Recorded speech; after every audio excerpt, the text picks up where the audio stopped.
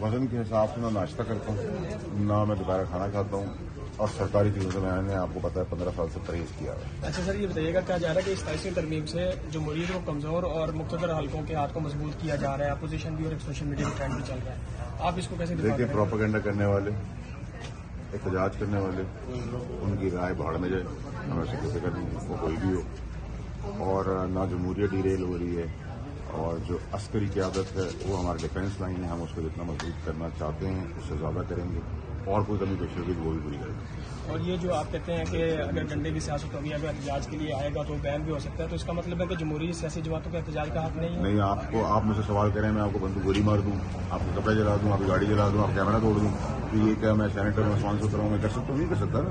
قانون اپنے ہاتھ میں لے گا تو قانون کا ڈنڈا چلے، سیدھی سیدھی بات ہے۔ صاحب روڈوں پہ دیکھ رہے نہیں، میں بالکل نہیں، میں صرف ان کی باتیں سن رہا ہوں اور اس کو آپ انجوائے کریں۔ میں نے آپ کو کہا کہ مکئی اور ریوڑیوں کا سیزن ہے سردیوں میں، ان کو وہ کھلائیں۔